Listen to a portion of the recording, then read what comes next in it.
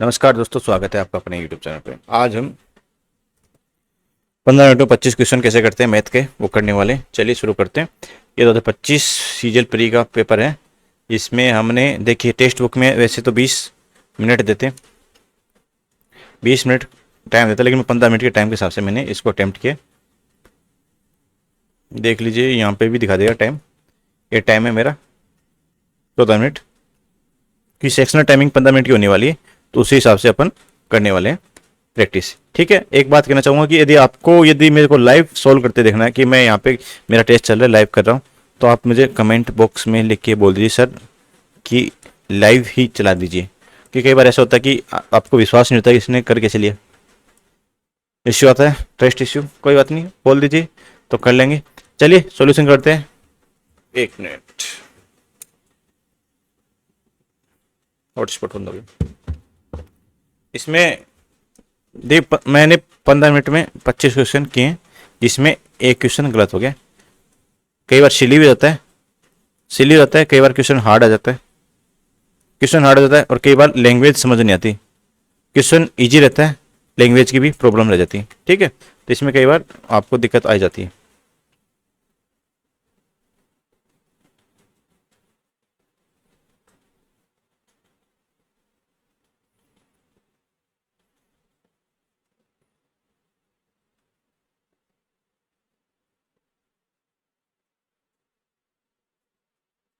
पहला क्वेश्चन है कि देखिए प्रोडक्ट निकालना, तो इसको अपन क्या कर सकते हैं, इसको 1.2 को 12/10 लिख देते हैं, फिर मल्टीप्लाई करना तो ये 2.4 हो जाएगा ना।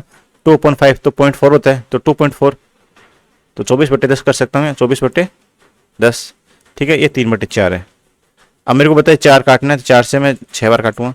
12×6 72, 72 इंटू 3 216, तो 2 पॉइंट लगा दूँ 2.16। ठीक है, नेक्स्ट चलते हैं। अब देखिए इसमें क्या है, इसमें कुछ नहीं है।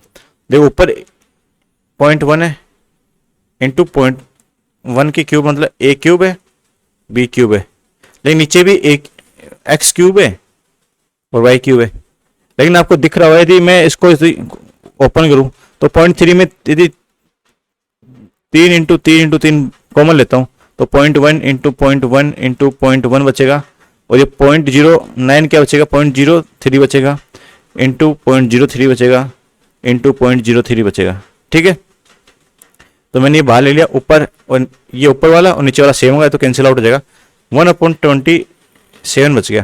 ठीक है, यदि इसको मैं काटता हूँ तो काटने की जरूरत नहीं है, 100/27 करेंगे तो 27×3 होता है 81। तो 0.3 वाला कोई ऑप्शन है क्या? एक ही ऑप्शन है, ऑप्शन डी।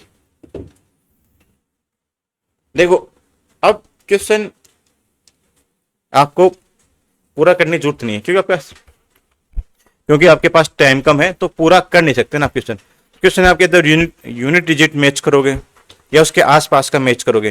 देखो इस क्वेश्चन में कुछ है नहीं वैसे तो। जब 100/27 आया तो आपको दिख रहा है 0.03 आएगा ना।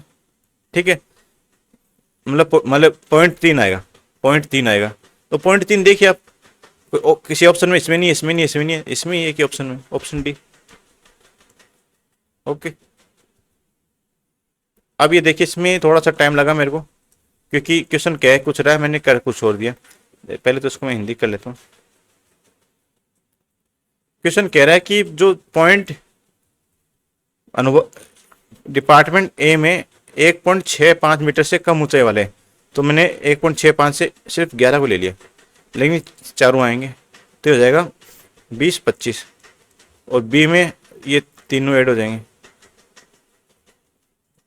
ये 25 है, तो 1:1 आ जाएगा इसका आंसर। ओके, ये तो इजी, वैसे टाइम भी ज़्यादा तो नहीं लगा, कम ही लगा, 37 सेकेंड।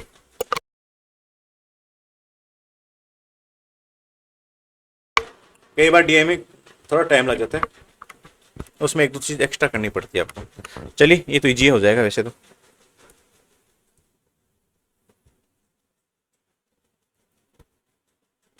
अब क्या बोल रहा है कि इसमें 40,000, 60,000, 80,000 का निवेश किया है, तो 55,000 के लाभ पे बी का भाग।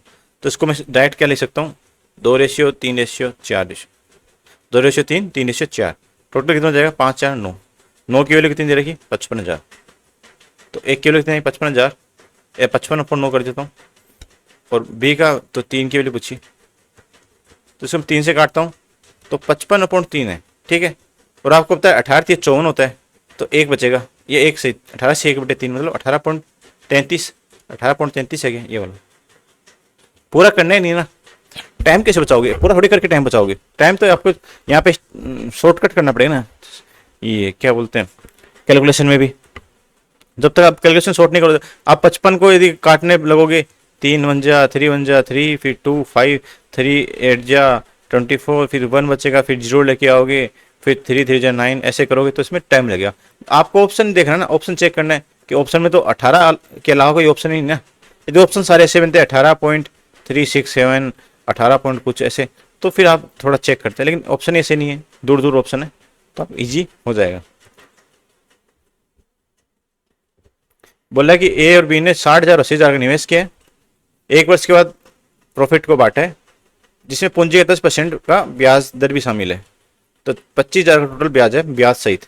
तो 60,000 का ब्याज कितना हो जाएगा 10% के हिसाब से 6,000 रुपये, और 90,000 का 9,000 रुपये, तो 15,000 ब्याज हो गया, और टोटल 25,000 ब्याज सहित है। तो वैसे बचा कितने रुपये 10,000 रुपये। ये 10,000 रुपये किस में बटेगा इनकी राशि के रेशियो में, तो 6:9, 2:3, तो ये 5 के लिए 10 है, तो इसकी 2 के लिए 4 और 3 के लिए 6, मतलब ये 4,000 मिलेगा ए को, बी को 6,000 रुपये। अब इनको मिल कितना रहा है ब्याज के तौर पे, पहले 6,000 मिल रहा है ए को, तो 6 4 10,000 तो ए का हो गया, और 9,000 पहले बी को मिल रहा है ब्याज पे, और 6,000 वैसे मिल रहा है, तो 15,000 ये हो गया। पूछा किसका ए का पूछा 10,000, थोड़ा ट्रिकी लेकिन आपसे इजीली हो जाएगा, थोड़ा लैंग्वेज समझनी पड़ेगी क्वेश्चन की, बोलना क्या चाह रहे हैं। देखो ये वाला कितना इजी है, पूछा क्या इसमें कि सबसे ज्यादा बिक्री, पहले वाला दिख रहा है कि ये तो हो ही नहीं सकता। अब इसमें देखो 150 160 155, ये 100 120 तो आसपास ही नहीं है, तो ऑप्शन सी है इसमें। तो देखते टिक करने वाला क्वेश्चन है।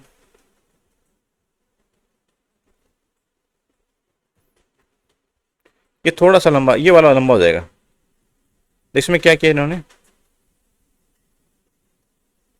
कि जब किसी दो संख्या औसत तीसरी संख्या में जोड़ा जाता है तो परिणाम इतना होता है। मान लीजिए पहली 3 संख्या ए बी और सी है, ए और बी का औसत a + b/2, इसको सी में जोड़ दिया, तीसरी संख्या सी जोड़ दिया, तो 180 हो गया। तो इसको मैं सोल्व करूंगा तो क्या हो जाएगा a + b + 2c, ये 2 इधर आया तो 360। तो मेरे को अब दिख रहा है कि ये सेम प्रोसेस चलेगा, तो अगली संख्या क्या मानूंगा मैं, ये a + b + 2c है ना, बराबर 180। अगली मानूंगा 2c है, तो इधर कर लूंगा b + c + 2a कर दूंगा, तो इधर 300 160, इसको क्या होना 160, तो 320 और 16 336, ये मेरे पास कितना हो गया 360 हो गया, ठीक है 360 336। अब इधर सी भी आ गया, बी, तो क्या बचा सिर्फ बी बचा, तो 2b a + c, ये कितना हो जाएगा 300, ठीक है।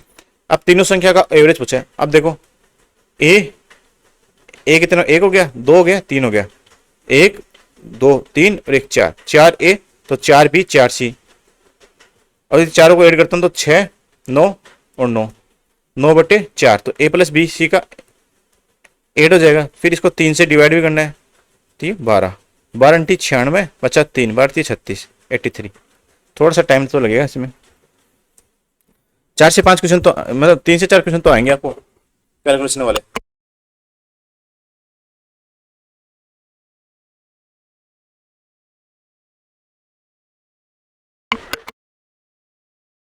देखो 3 से 4 क्वेश्चन आए जिसमें आपको 1 मिनट के आसपास लगी, मेरे को भी इसमें 1 मिनट लगी, तो आपको भी इसमें लग सकती है ना।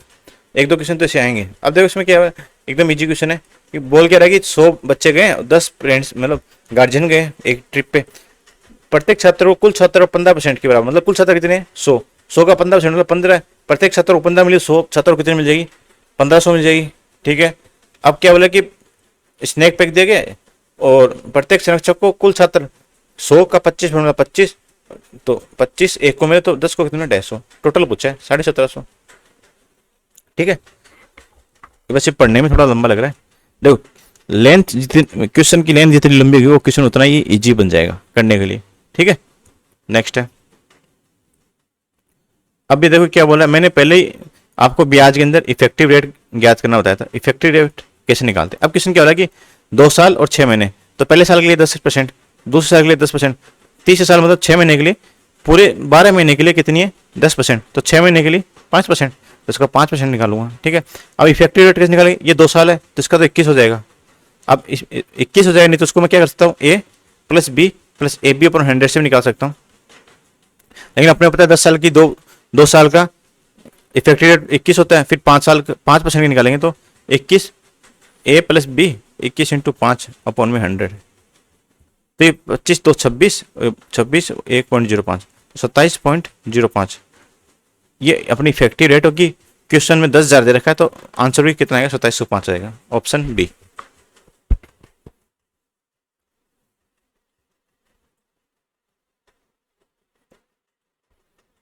अब बोला 12% है 2 साल के लिए, एक अमाउंट 3136 हो जाता है, तो निवेश की राशि का 140%। अब देखो मैंने पहले बताया था इफेक्टिव रेट कितनी होगी, 12 इंटू 12, या तो आप ऐसे कर लो, नहीं तो 12 प्लस 12 इंटू 12 करके कर सकते हो, ये 24 और 25.44 हो जाएगा। ये इसकी रेट ऑफ इंटरेस्ट आ गया, इफेक्टिव रेट आ गई 2 साल की। अभी 2 साल का अमाउंट दे दिया तो मतलब ये 25% है, तो इसका अमाउंट कितना हो जाएगा 100 प्लस 25, तो 125.44 के लिए दे रखी, कितनी 3136। तो अपने 140% निकाला तो 125.44 की वैल्यू इतनी है, तो अपने 140 निकाला है, तो 140 वैसे कट जाएगा आराम से इजीली। हाँ, इसमें 2 मिनट कैसे लग गए मेरे को, इसमें थोड़ा टाइम लग गया, इसमें 2 मिनट लगी। देखो कहीं इसकी कैलकुलेशन थोड़ी लंबी हो गई मेरे हिसाब से ना, इसलिए टाइम लग गया। नहीं तो उसको मैं क्या कर सकता हूँ, 12 14 नहीं में 126, तो ऑलमोस्ट 9 टाइम जा रहा है। ठीक है, तो 9 से काट दो, 9 3 27, बचा कितना 4, 9 5 45, देखो ये 31 है, कोई बच्चा मेरे पास 4 33, 3500 के आसपास है क्या ऑप्शन? हाँ, आप इजीली ऐसे भी कर सकते हो, थोड़ा अप्रोक्स में जाके भी कर सकते हो, थोड़ा सा आसपास नहीं होना चाहिए ऑप्शन, देखो इसमें गैप है थोड़ा सा, ऐसे हो जाएगा। यदि आपके पास टाइम नहीं है तो आपको थोड़ा सा अप्रोक्स भी जाना पड़ेगा। अब देखो उसने क्या बोला कि 20% के लाभ पर एक बेची 72 रुपये के हिसाब से, दूसरी दाल को 25% के लाभ पे बेचा है 60 के हिसाब से, दोनों किस्मों को 2:1 में मिला दिया जाए तो, और मिश्रण को 70 kg पर बेचा जाए तो कुल, अच्छा 2:1 में मिलाएंगे तो ये इसका सेलिंग प्राइस है, तो इसकी कॉस्ट प्राइस निकालेंगे तो 120% की वैल्यू कितनी है 72, तो 10% की वैल्यू कितनी आएगी, कॉस्ट प्राइस आएगी 60। ठीक है, दूसरी निकालते हैं 25 मतलब 5, 125/100 मतलब 5/4, सिप्पी की वैल्यू कितनी 60, 5 से जाएगा 12 बार, 4 से जाएगा 48 बार, तो ये दूसरा सिप्पी कितना जाएगा 48। पहली वाले को दाल को 2 में 2 kg बेच रहे हैं, दूसरी को 1 kg बेच रहे हैं, तो 120 हो गया, ये 48 हो गया, तो 168 की पड़ी अपने पास, कॉस्ट प्राइस कितनी जाएगी 168। अब बेचते में सेलिंग प्राइस कितनी जाएगी इसकी 70 रुपये, दाल कितनी 3 किलो, तो 210 में। ठीक है, कितना ज़्यादा है,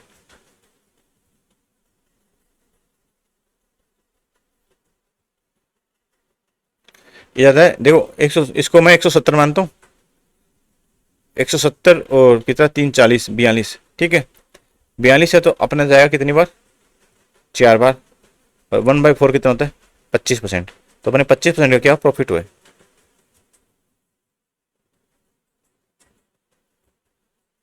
इसमें थोड़ा सा टाइम लगेगा, ये भी कैलकुलेशन वाला है वैसे तो। देखो 3 ड्रेस है जिनका एसपी का रेशियो दे रखा है, विक्रय मूल्य का रेशियो 5:6:7 में। पहली ड्रेस को 20% का लाभ होता है, तो पहली ड्रेस का D1 का कॉस्ट प्राइस क्या जाएगा, इसका कॉस्ट प्राइस हो जाएगा, लाभ है तो 120, तो 12/10, उसको मैं 5 लिखता हूँ, तो 50/12 जाएगा, तो पहले का सीपी कितना जाएगा 50/12। ऐसी दूसरी सीपी कितना जाएगा 90 अपॉन, ये 9/10 अपॉन 9/10, ये सीपी जाएगी दूसरी का बराबर में 6, तो 60/9 कर सकता हूँ, इसको मैं 20/3 करूँगा, तो 20/3।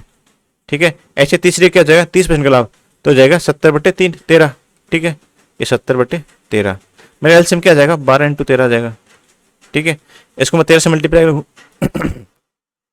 तो 13×5 = 65, फिर 52 करूँगा तो 104 जीरो, फिर 13 से 12 × 37 = 84। इसको मैं ऐड करता हूँ कितना हो जाएगा 16 और 24, 24 और 2400, और फिर ये 90 और 130, 2530 मेरा हो जाएगा 2530।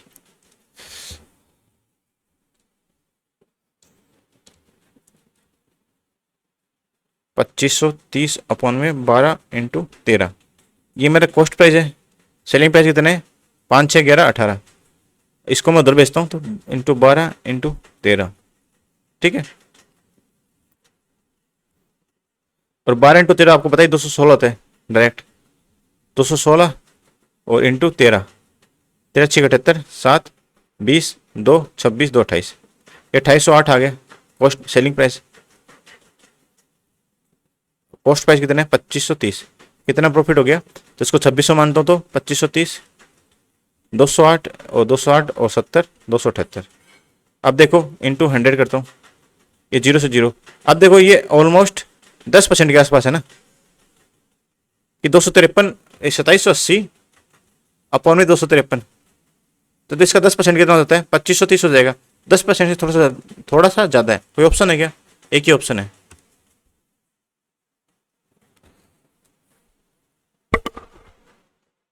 नेक्स्ट है, ये शिफ्ट अच्छी थी। इस शिफ्ट में क्वेश्चन की लेंथ काफ़ी लंबी थी और कैलकुलेटिव क्वेश्चन थे, तो उस हिसाब से थोड़ा सा टाइम लग सकता है, लेकिन आपको इसमें क्या करनी है पहले से ही प्रैक्टिस करके चलना है।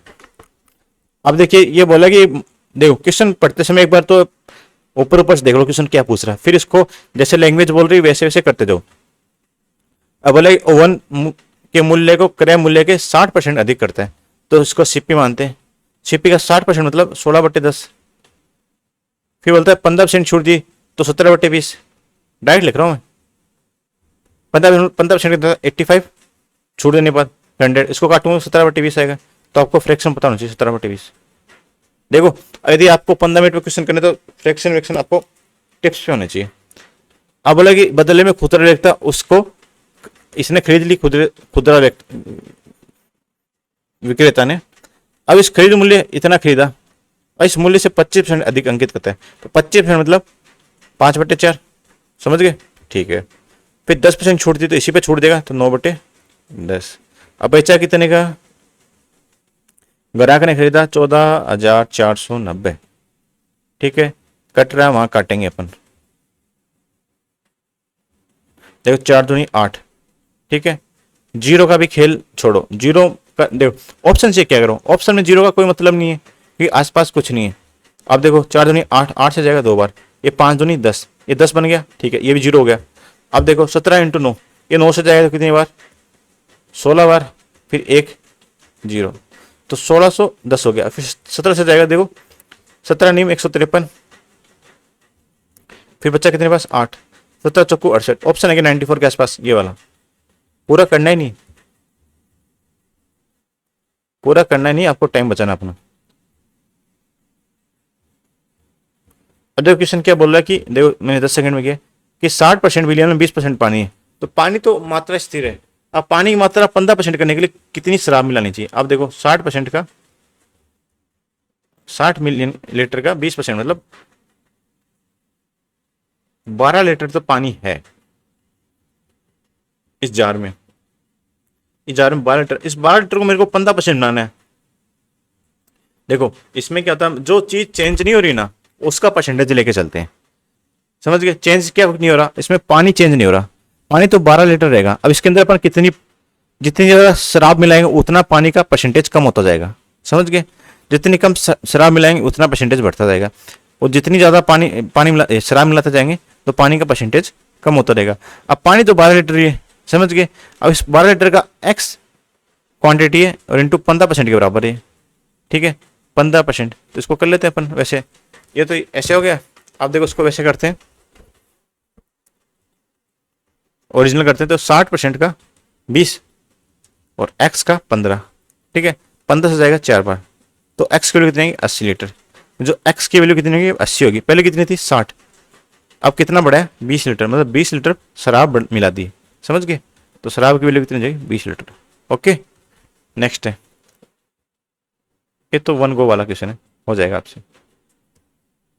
ए 8 दिन, बी 12 दिन, टोटल काम 24, एफिशिएंसी 3 और 2।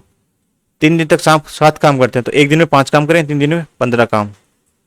कितना काम रह गया 24 में 15 हो गया, तो कितना काम बचा 9। टोटल काम कितना है 24, तो 3/8, ऑप्शन सी।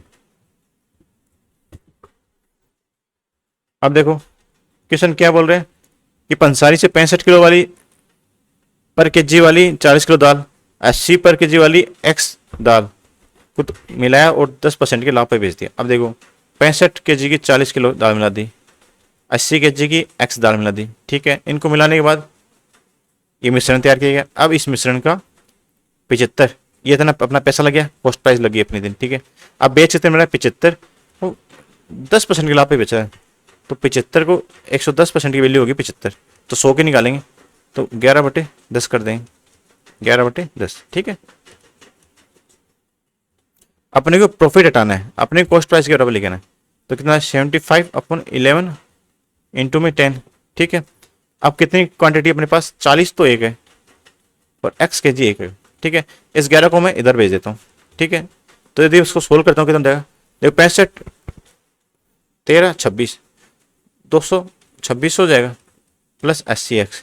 अब 11 से मल्टीप्लाई करते क्या हो जाएगा 28600 क्या 880x, ये हो जाएगा अपने पास, ये हो जाएगा 400, तो 150 30,000, ये 750x।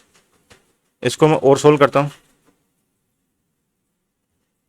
तो जाएगा ये 1400 बराबर में 130x, ठीक है। तो x की वैल्यू कितनी जाएगी 140/13, तो आपको दिख रहा है 10% से, मतलब 10 से ज़्यादा होगी, ठीक है। तो 10 से ज़्यादा ऑप्शन है कोई, एक ही ऑप्शन है। ये वाला क्वेश्चन एकदम मस्त वाला क्वेश्चन है।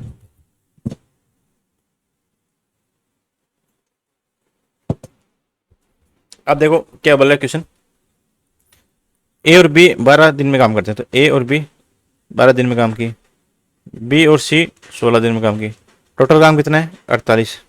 ए बी की एफिशिएंसी 4, बी और सी की एफिशिएंसी 3। ए द्वारा 5 दिन काम किया, बी द्वारा 7 दिन काम किया गया और सी को शेष काम पूरा करने के लिए 11 दिन लगते हैं। देखो अपने एफिशिएंसी किसके में पता है, ए और बी के साथ में पता है, बी और सी की साथ में पता है ना, इंडिविजुअल किसी को पता नहीं है ना। अब देखते हैं इसमें क्या करते हैं कि ए क्या अलग दिन दे रखा है 7 दिन 5 दिन काम करता है, बी का अलग दे रखा है। मैं ए और बी को साथ में काम कराऊं, मतलब मैं टोटल 5 दिन काम कराता हूँ, तो ए तो अपना पूरा 5 दिन काम करता है, बी भी 5 दिन कर दिया, तो बी का कितना काम बचा, बी का 2 दिन काम बचा। अब बी को मैं सी के साथ काम करता हूँ 2 काम, तो सी का कितना दिन का काम बचा। अब सी ने 2 तो यहाँ पे कर दिया, 11 दिन इसका रिमेनिंग बच गया, समझ गए।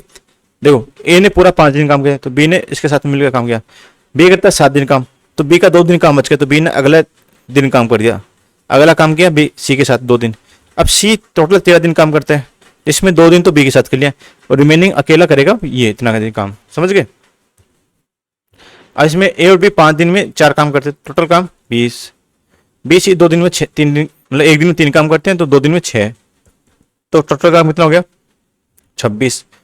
तो 48 में 26 काम हो गया, तो बचा कितना 22 काम।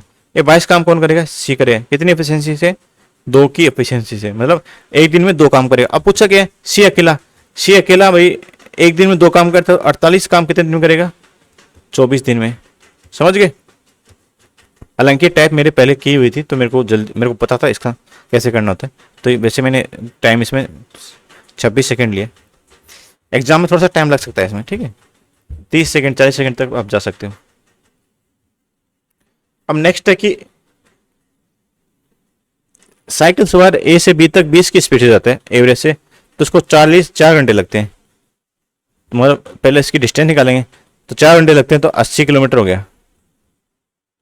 अभी 2.5 घंटे पूरा करना चाहता है, तो 5/2 कर दूंगा उसको, तो 16 32, तो 32 की स्पीड से जाएगा। क्या पूछा इसने? एवरेज वर्दी पूछी है।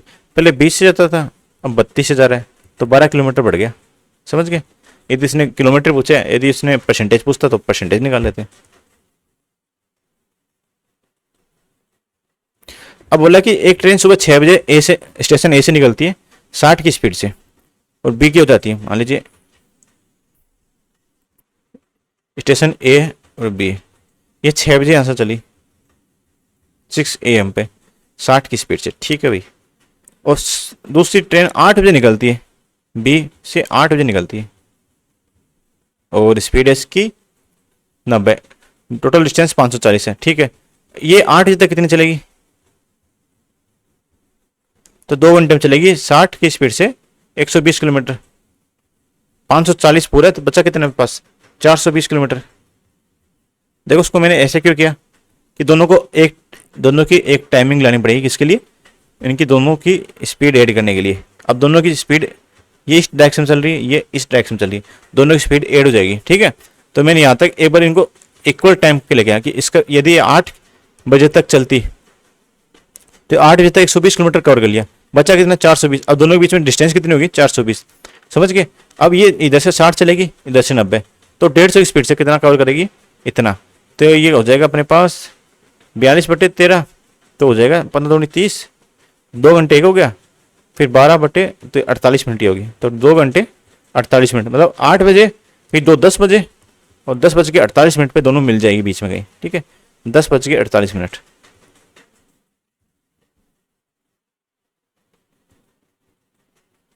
देखो ये वाला क्या है कि एक व्यास है 10 मीटर का, ये ब्याज है, ये वर्थ है, इसका ये क्या हो गया? 1 मीटर चौड़ा कंक्रीट, व्यास 10 मीटर, तो इसकी रेडियस 5 होगी, और इस बार वाले की रेडियस 6 हो गई।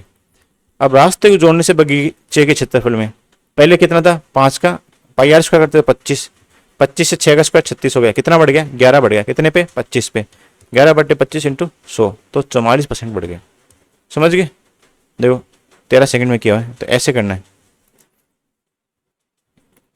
अब अच्छा 14 सेंटीमीटर त्रिज्या वाला एक त्रिज्या खंड का क्षेत्रफल इतना है, तो त्रिज्या खंड का आपको एरिया का पता होना चाहिए, पाई आर स्क्वायर θ/360, ठीक है।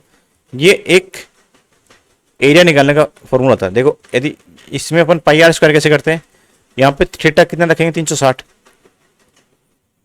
ये सिर्फ पाई आर स्क्वायर बचेगा ना।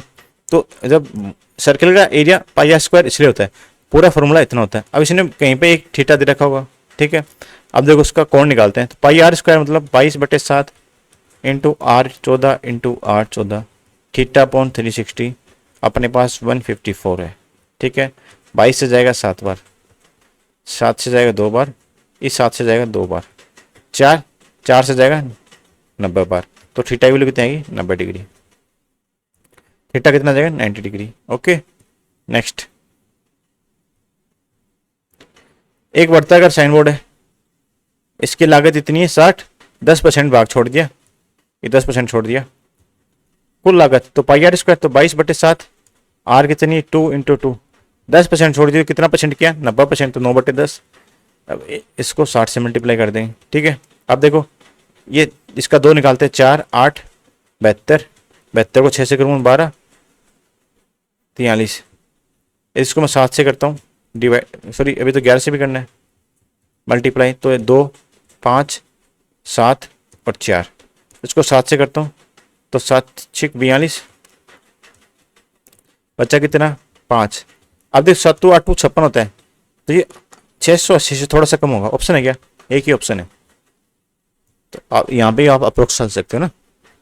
ये आपको पता होना चाहिए कि टाइमिंग कैसे बचानी है। देखो यदि ये टाइमिंग अभी आपको मान लीजिए आप अटेम्प्ट करें तब तो आपको नहीं पता चलेगा स्टार्टिंग में, जब धीरे धीरे आप उसको एनालिसिस करोगे ना, कि कई बार मैं भी कई क्वेश्चन होता है कि मैं एग्जाम के अंदर दूसरी अप्रोच रखता हूँ, लेकिन जब आपको समझाता हूँ तो मैं दूसरी अप्रोच से समझा पाता हूँ, क्योंकि मेरे को पता हो कि मैंने तो उस टाइम गलत कर दिया था उस अप्रोच को लेकर, क्योंकि वो अप्रोच टाइम टेकिंग ज़्यादा थी। लेकिन जब आपको करा रहा हूँ तो मेरे को समझ में आ गया कि मुझे ऐसा नहीं करना चाहिए। तो कई 1-2 क्वेश्चन निकल जाते हैं ऐसे कि एग्जाम के अंदर दूसरी अप्रोच रहती है, लेकिन आप भी ऐसे करना, जब आपको एनालिसिस किसी क्वेश्चन का एनालिसिस करोगे ना, तब जाके आपको पता चलेगा कि हाँ कौन सी अप्रोच से मैं करता तो मेरा टाइम बचता, तो ये एनालिसिस ज़्यादा इंपॉर्टेंट हो जाता है। अब 15 मिनट के लिए